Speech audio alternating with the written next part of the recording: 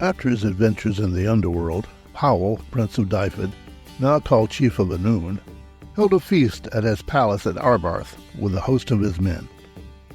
After the meal, he took a walk with a few of his retainers outside the town until they came to a small hill, Gorseth Arbarth, which means the throne of Arbarth. Lord, one of his retainers said, "It is the strangeness of this place that none may climb to the top of Gorseth Arbarth without either giving or receiving blows or seeing a wonder." "I fear neither giving nor receiving blows in this company, but I would love to see a wonder," the prince said, and so they climbed the hill. No sooner had they seated themselves than a beautiful young woman dressed all in gold came down the road by the hill on a magnificent white horse. None present could remember seeing the equal of either the rider or the mount. Powell ordered one of his men to go down the hill and greet the lady as she rode by and ask her name. The retainer obeyed, but the lady rode by and ignored him.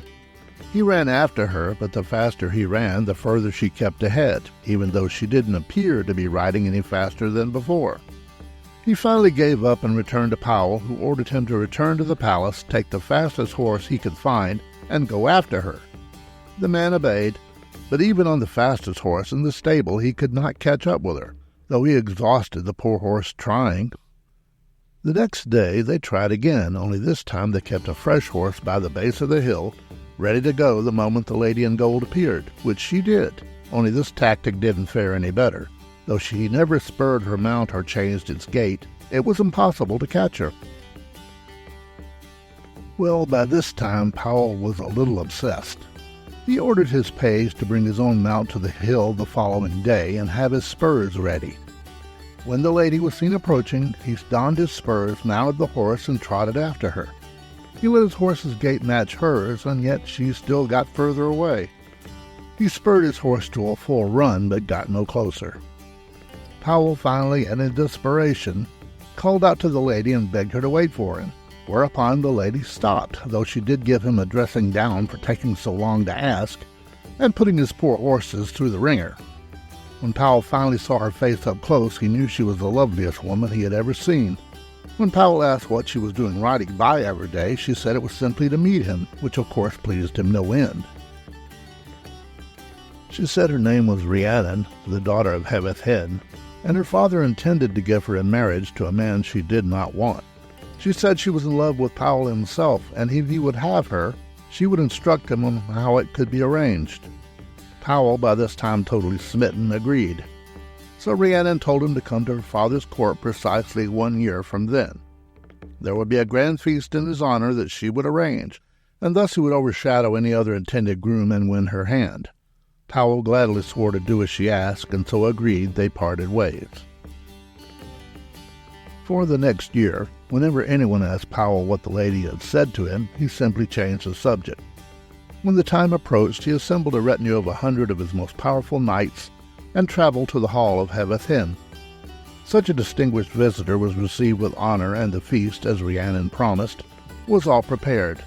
In no time the matter of Rhiannon's betrothal was amicably settled, and all was well, with Powell in the seat of honor with Hen on one side of him and Rhiannon on the other.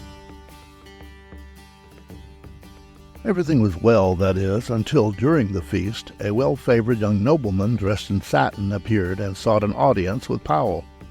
He said he was a suitor and requested a favor. Now those wondering why someone Powell didn't know could just march into the feast and request a favor, or boon as it was called, that was the custom.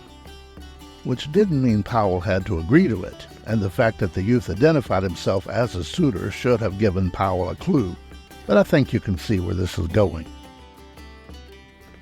Powell then replied that anything within his power he would grant, at which point Rhiannon basically called him an idiot, though she phrased it a bit more poetically. "Never did man make worse use of his wits than thou hast done." The visitor was Gawain, son of Clud, the same man Rhiannon had been intended for all along, and now in front of the entire court and all the nobles, Powell had just promised to hand her over to him, which is exactly what Gawain asked for, including the feast and preparations. Powell argued that he had known who he was, but the damage was already done. He had given his word, and he could not break it without suffering great shame. Rhiannon agreed and told him there was nothing else he could do save to grant Gowl's boon, and to just get on with it. And so it was done. However, she gave Powell a small bag and a set of whispered instructions.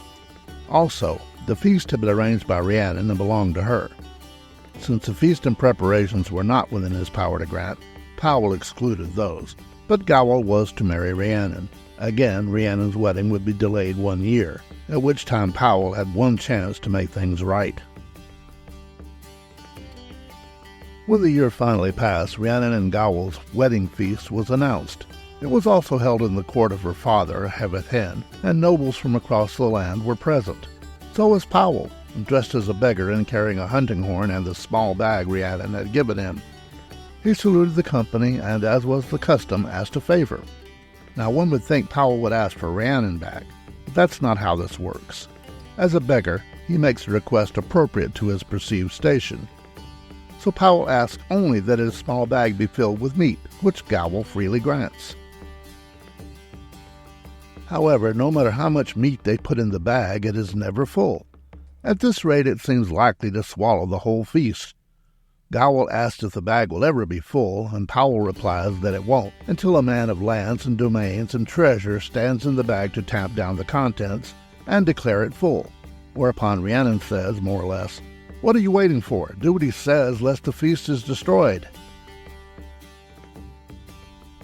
So Gowl jumps into the bag, and Powell immediately pulls up the sides up over his head, ties his string, and blows his horn.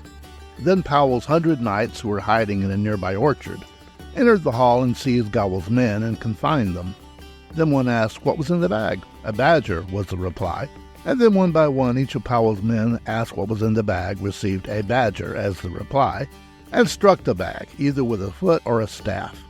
"What game is this?" one asked, and one was told, "Badger in the bag," which was by legend the first time the game was ever played.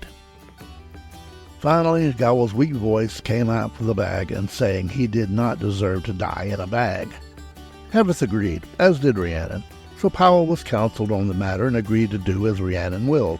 She consented to let Gowl out of her bag, provided he agreed, with sureties in place, not to seek revenge for what had been done to him, and to transfer his rights in the wedding and feast to Powell. All this was done, and much bruised and chastened, Gowl returned to his own lands, leaving nobles of his house as hostage for his good behavior. And so, as they did the year before, the nobles of Hevith's court and Powell's men sat down to the wedding feast of Prince Powell and Rhiannon. However, and not unlike Gowl himself, apparently Powell had also learned his lesson, for this time all ended as it should.